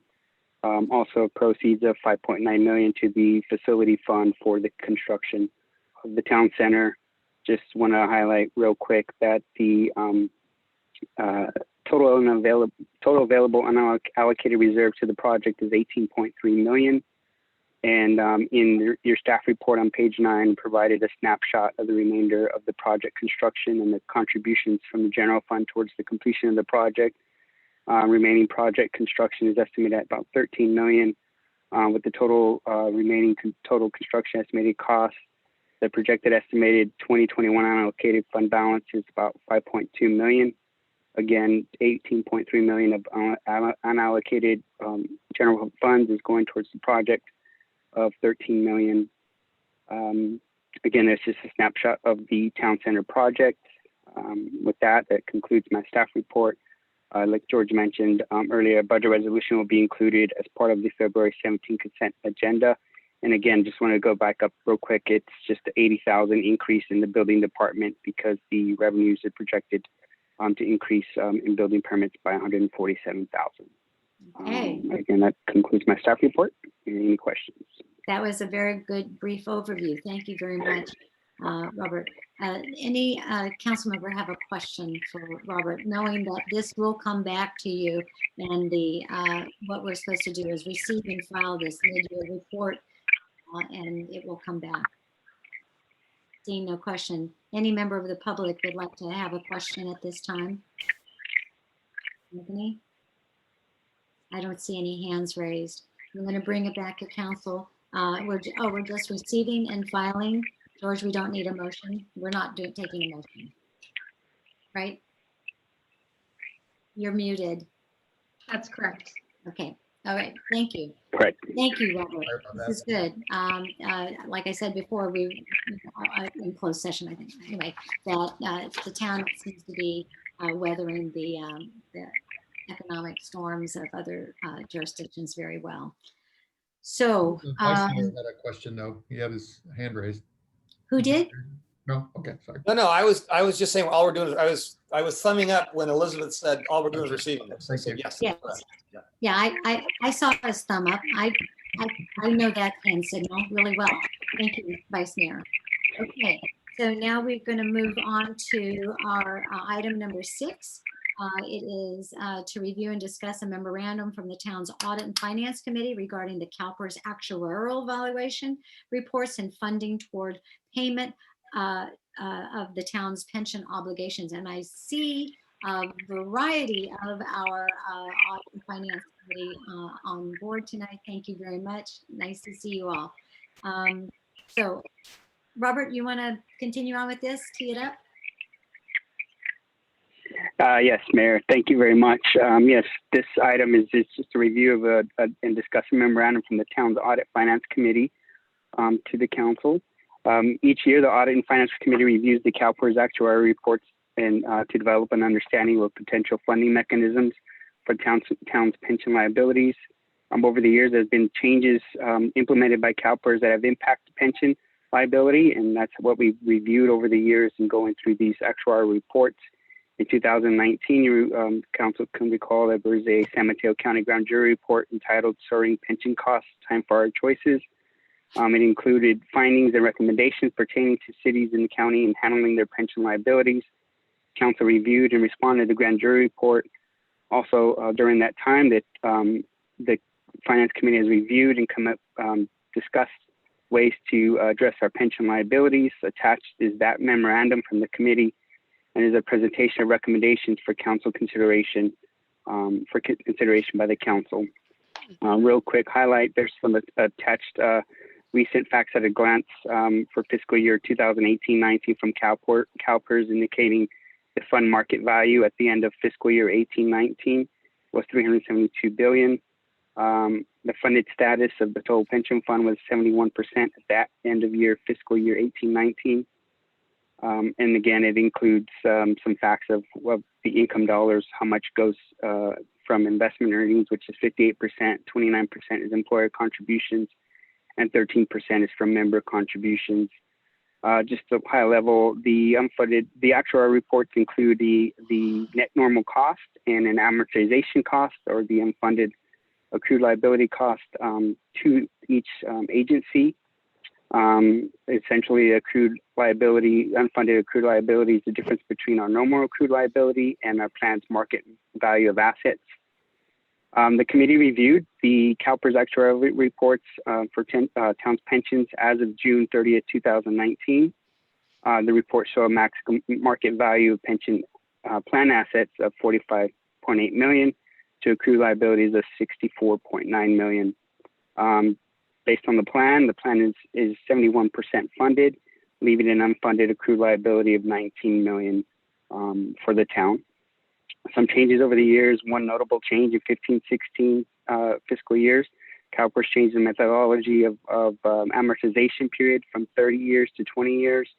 And that has significantly increased participating agencies' annual costs for next coming decade. Just a high level, from 2013 to fiscal year 2019, our unfunded accrued liability grew from $9.9 million to $19,079,000. The town meets its CalPERS obligation payments. In your report and in the presentation from the committee is extensive background history on the actuarial evaluation reports over the years. Committee recommendation. Based on their presentation, the committee recommends that the council consider implementing one or more of the following options listed in the memo, which might offer some relief over time. There's 5 suggestions. One is withdrawal from CalPERS. Unfortunately, the termination costs associated with the withdrawal from CalPERS would be astronomical. So this is probably most likely not a realistic option. Number 2 would be status quo. That is what we're currently doing right now. We're meeting our net normal payments and our annual UIL payments as calculated by CalPERS every fiscal year. Another option is the Atherton Pension Trust Fund. As we have an OPEB liability trust fund, the town can allocate excess funds over time as they become available to a separate trust controlled by us only. Or additional option is a fresh start with CalPERS. This would include contributing additional funds each year directly to CalPERS, and this would reduce the amortization period for our UAL debt. This one example includes we do a 10-year amortization, 20 years, save approximately $6.1 million. One final option is pension obligation debt. As the town had a recent experience with funding for the town center project, this could be applied to a similar situation for pension. The debt service on the bond, if we go out to pension obligation bond, will be less than what our current UIL payments are to CalPERS. Kind of in conclusion, to summarize, the town can and we continue to meet our pension obligations. However, given the funding requirements of the town center, it is unlikely that there will be excess funds available over the next few years to address this issue. However, the committee feels that once funds are available, the recommendation is for the council to allocate prudent amounts towards our pension obligations via one of the more methods just discussed above, with particular consideration being given to the issuance of pension obligation debt. With that concludes my presentation of the memo, and open it up to any questions. And there is also some committee members from the Finance and Audit and Finance Committee here tonight as well. Thank you, Robert. Very, very good overview, and all the recommendations that the committee made very well laid out, and all the information very good. Members of the council, any clarifying questions for Robert at this time? If not, I'll open it up to the public. Mona? I do want to make one announcement, Mayor Lewis, to the extent that we have any committee members from our Audit and Finance Committee participating on this. This council meeting has not been agendized as a dual meeting of both the council and the Finance Committee. So I would caution all of them to ensure that less than a majority speak today so that we're not creating a Brown Act violation. So just be cognizant of that based on folks who speak up. I don't know, Vice Mayor Lumpras. Yeah, I'm sorry, I did have a question for Robert, and it's simply, I saw that in the last 6 or 7 years, essentially our unfunded liabilities have grown from approximately 10 to approximately $20 million. And during that time, we also took steps to pay them down, didn't we? Could you summarize those? Yes, correct. Well, we've, as far as paying them down, whatever our UAL every year has been, we've made that payment, and our normal cost, we've made those contributions through payroll. The normal cost is a contribution that's a percentage through our payroll. The UAL payment is a contribution set dollar amount every year. We've paid those down, but on the other side, we've also done some things as far as passing down additional town percentage costs of the normal cost to the employees. That was additional 1% to the local miscellaneous employees and an additional 3% to public safety employees. That's reduced the town's normal cost contribution that's been passed on to the employees, and that began in 2017. I think the majority of, since we've been paying out our pension obligations, our UIL payments, the changes over the years that the CalPERS has implemented has driven the increase in costs. One is being the discount rate went from 7.25% to now 7%. The amortization cost over year went from 30 years to 20 years. They changed the demographics for mortality rates. They also changed the asset mix of the investments as well. So there was a culmination of changes over the last several years that have led to the increase in our liabilities. But we've made every obligation that was asked of us through CalPERS every year. We've made those payments. Anthony, I think that Vice Mayor might have been referring to the additional monies that we contributed in the hundreds of thousands of dollars. And I don't have that number on the top of my head that we the put. pensions. Right. Yeah. Is that right, Mike? Yeah. Yeah, I wasn't sure of the exact numbers, but yes. But it's like what? How much? 900,000? Yeah. It was 1.3 million. 1.3 million. That that's the side fund component. That was back in 2011, 2012. There was a side fund component that we had to pay down, and we paid those off. And then after the fact, CalPERS made changes to the plan, to their investment plan, to the pension plan. And so that created the unfunded liability as a dollar amount rather than that was being contributed based off of normal costs. So the UAL component as a dollar amount was to help pay down the unfunded liability of each agency's unfunded liability quicker.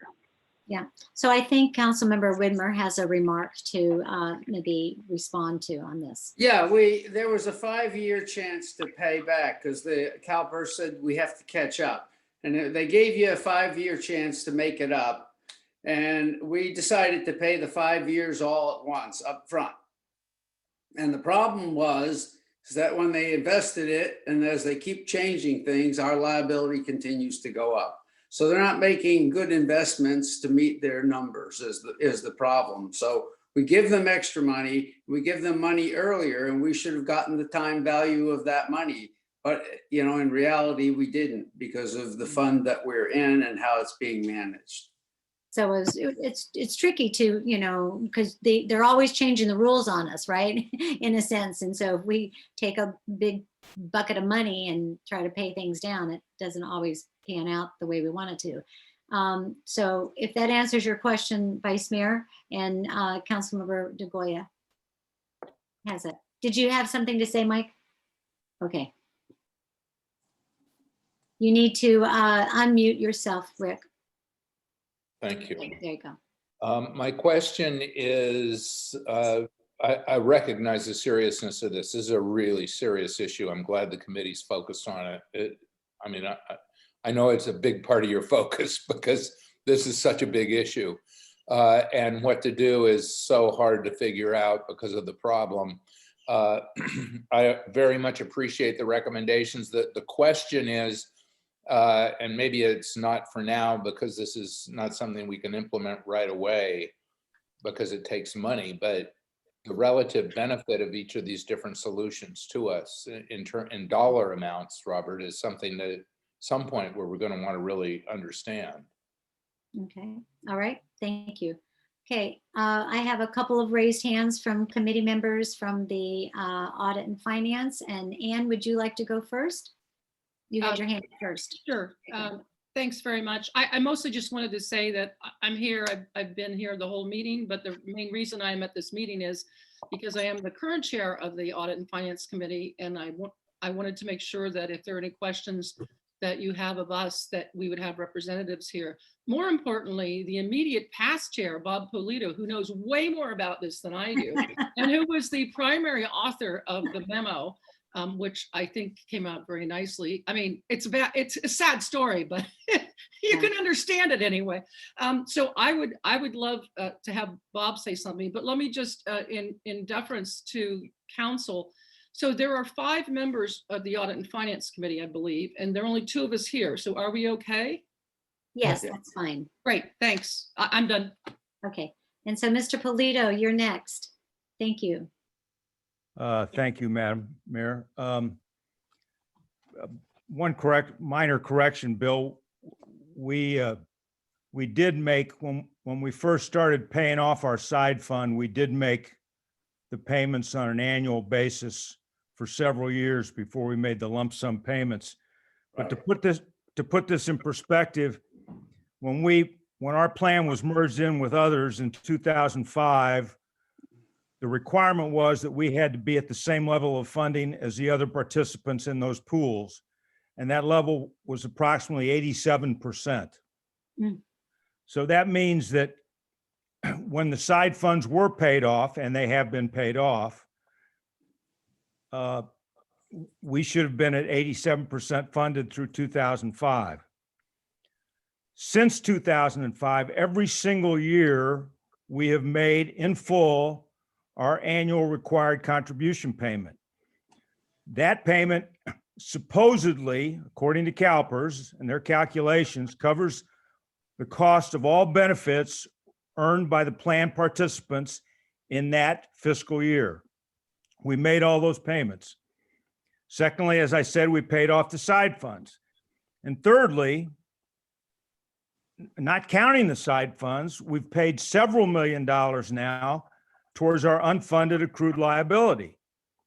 And that would say that if we were to believe anything that CalPERS has given us over the years, we should be not 87% funded as we should have been by paying off the side funds, but well over 90% funded. Mhm. In reality now, we're roughly 70% funded, and our unfunded liability has gone from a few $1 million in 2005 to $19 million. So one of the things, this report was a kind of a collaboration between George and Robert and the Finance Committee. And George didn't like some of my language. And so it was removed. And I get a little upset with grand jury reports and press clippings that say the towns and the public agencies aren't meeting, they're not paying down their obligations. They're not doing things correctly. They're really making a mess of the pension situation.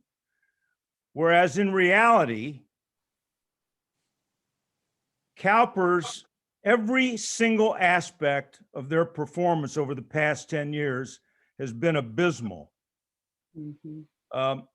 All their assumptions, which they change regularly, proved to be invalid. Their investment management, which they change somewhat regularly, proved to be invalid. Subpar performance, if you will. All the corrective actions that they've taken, changing discount rates, changing amortization periods, et cetera, they've all basically failed.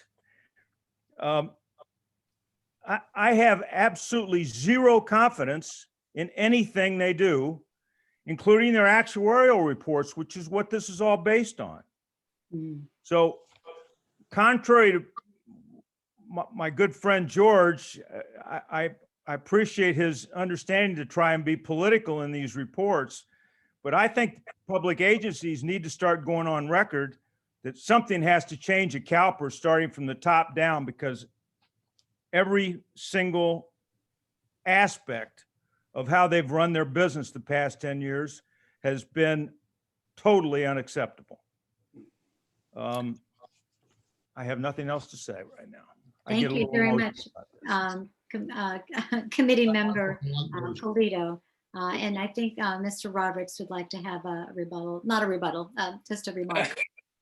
Just that was the polite version. That was the polite version. You know, it's me. So what do we do? You know, it's a huge organization. How do you ever get to the reality of what really is going on? I mean, we just keep sending money. Hopefully they're sending money back through the pension system to our pensioners, you know, in a reasonable manner. Any other member of the public have something to say? Okay, I'll close public comment and I'll bring it back to council. I see Councilmember DeGolia wanting to say something, and then Mr. Widmer. Well, I have a less favorable opinion of CalPERS than Bob Polito has. That's pretty bad. I think I'm with you. my guess is that the only way to address this Mr. Brindley. problem is for the legislature to start to step in, and I have no confidence that that would happen. of this, like I said earlier, when I asked the question about what the relative cost benefits are to Atherton to follow, the different recommendations here, the 5 different recommendations. I want to know that. The only thing I know to do, and this is really responding to Bob, is get as far away from CalPERS as we can. And the one place where it looks like we can get away from them is right now they force us to treat this this cost that they're aligning to us as a loan that we have to pay effectively an interest rate on that is equal to the rate that they determine related to their return projection, which is fanciful. And I think that's somewhere in the 7% range. And I'm sure Robert will give us the detailed relative benefits when he does that analysis.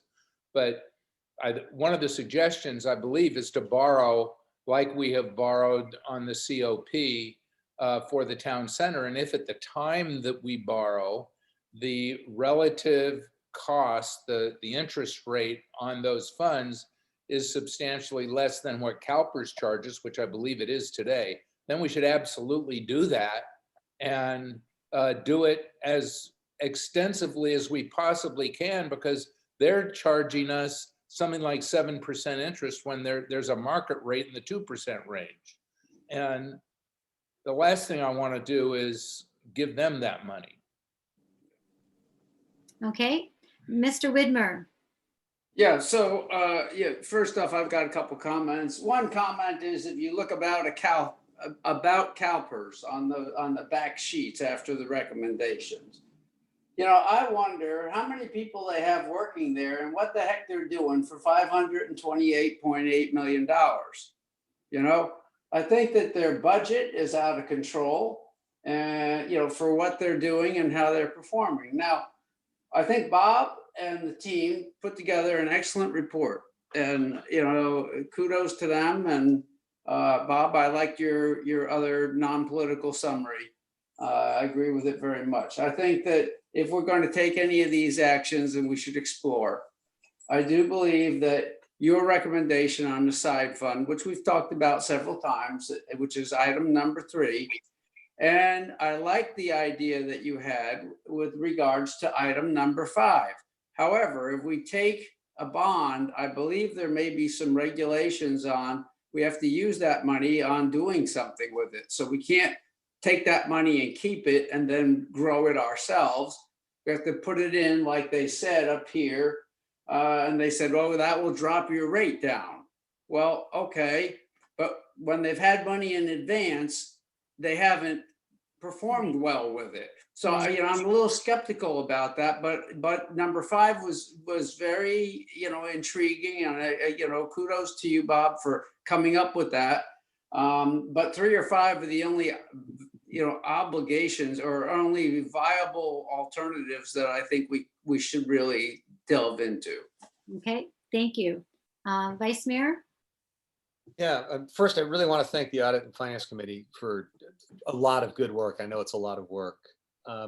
Second off, as I look at these 5 options, my prejudice would be to start with the assumption of something very close to bad faith on the part of CalPERS, and try to future-proof our decisions by looking at them and say, what could they do? And I don't know enough about option 5, but I would hate to be in a position where we borrow money, we make a payment, and somehow that just gets scooped, and all of a sudden we've essentially got no benefit because they've changed the rules on us. From my perspective, we have been chasing goalposts that have been moving away from us every year.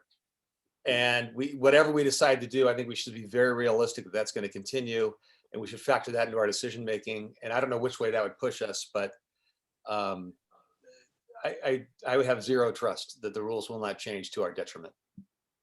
Okay, thank you very much. Any other council member want to make a comment on this? If not, I'll just wrap up that I agree that, you know, it is so egregious how they handle all of this. It's just unconscionable. But, you know, like, how do we attack it and approach it and defend ourselves? I mean, in comparison to other cities across the state and nation, I'm sure, we're in really good position, even though it looks daunting, the amount of money that we still are just continue to build up. And, you know, we've tried the pay ahead program, and that didn't really turn out so well. And I know there was another member of our community and audit finance committee who was very opposed to paying down too much, with the fear that they will change the goalposts and all of a sudden, you know, we've paid too much and we won't get that back, kind of a thing, and it'll all change, or the whole system collapses and they start from ground zero. And you know, we've invested this amount of money. I like the idea of the arbitrage and, you know, reducing the interest that continues to get charged. That is, you know, just a horrible interest rate. And you'd think that we should be able to pay a going interest rate, you know, a market rate. So I don't know. I see committee member Polito has his hands raised, so I'd like to let him continue talking, and I'll be quiet. This will be very brief because I know we're at the end of the meeting, but number one, if we choose option 3 and we keep the money in our own fund, CalPERS gives us no credit for it. Yeah. So the payments are going to continue to be enormous based on a 7% discount rate, which I presume they'll lower to 6.5 soon. But but secondly, the gentleman that came in and spoke to us twice, he's a pretty straight guy. I believe there are too many legal protections for us to make the payment, any amount of payment, and to have it literally stolen from us in some way, shape, or form. And I think George can confirm that, and Robert can confirm that based on our discussions thus far. So really the only way to get these payments under control is to make a substantial payment, I believe, to make a substantial payment with money that we get at 2% and get rid of debt that we're paying off at 7%. And that's all I had to say. So your recommendation is really the arbitrage, the number 5, item number 5. Correct. Yes. Yeah. I would go so far as to say I- also, it crossed my mind, and this is not, I don't know whether we can do this legally, but we've got COPs right now we don't have to pay off for 10 years. But we're going to be able to pay them off in 5 years if my plans that our cash flow projections are correct. Right. What's to keep us from reinvesting those proceeds to pay down the pension obligations and get the benefit of that over the second 5 years of the 10-year term? Mhm. It could have a substantial effect on how much we totally have to pay. And I Mhm. also, one last comment. I have no confidence in anything they do, but I do think at some point the heirs have to turn around and play in our favor. So because we're making pension payments every day to everyone, number one. Number two, we have a fairly high percentage of our employees on the new plans, which are pretty close to funded. Mhm. So at some point, somebody's going to click the right key on their computer, and we're going to be in a astonishingly better place. Mhm. But if we can That get was rid the of the 7% interest rate on these payments in the near term, have a dramatic effect on our cash flow. Right. Okay. So we're not making a decision at this point, is my understanding, a motion or anything. But this is really good information. George?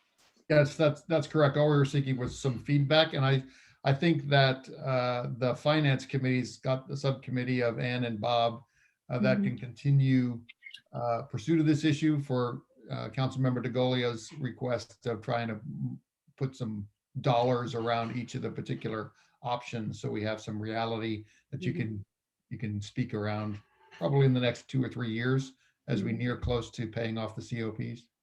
Right. Yeah. I'm not sure that the idea of where the additional monies would come from after the 5 years, when not to pay the 7 million off of the COP, whether or not we need new money or not. But no. Right. Okay. Well, unless anyone else has something to make a comment on, I'll close this item and we'll move on to our last item. And I want to make everybody aware that it is now 6:05, and you know, we could, and I know staff is here to talk about it. We can either take it up and continue the meeting. I know that there are council members that have. Rick, do you have a Park and Rec committee? Yeah, I'm going to have to leave the meeting. Yeah, Right. and I think that, you know, we should continue this subject. That's what I would like I to did, do. Madam Mayor, though, I do think there's a member of the public, at least one, who's come to Yes. comment. I don't know how you want to play that, but just let you Oh, know. okay, all right. So George, what should I do? I mean, I'd like to continue this item and not open it up for discussion. I'm sorry, because we've run late and we do have 2 other council members that have to go to other meetings that will last for another 2.5 hours or so. You can certainly continue the item, but you can move it to a date certain, you know, the next study session or Yes. the next meeting of the city council. I think you need some time to discuss this one. I do too. I really do too. So what's the council's pleasure just to move it to our next study session? I think that would be the appropriate thing to do. I could take a public comment on it if they wanted to make a public comment at the end of the meeting. Yes? Yes. Okay. Yes. Okay. How's that? So we'll continue this item to the March study session, but I will open the floor up for the public. I do see a member of the public who is very involved in this at one point. There you go. Mr. Grinley, would you like to speak? You need to unmute your, William, would you like to speak? There you go. Hi, sure. Madam Mayor, Yes. Vice Mayor, members of the council, and former neighbor. I wish to first congratulate you on the civility of what I've watched for the last hour and a half. It is productive. It keeps decency and in the formula. And to just say that, you know, I went through, as did several of you, the debacle of the years of 2004 and 5. I need not mention the name Randy Lamb and the cost that that brought onto the city. But if you're considering a voluntarily having a net between the city and its residents over historical property, that is something that is a way to move in a general direction. You know, I purchased 151 Laurel Street in 1970, and I sold the Fenwood estate in 2018. And I went through several of those tortured moments, both with the council on the historic artifacts issue, and also perhaps gave some help in the development of the vision for the Civic Center. Congratulations on making that into reality. And again, once again, I love to see the civility that you have given to each other, the decency with which you treat each other.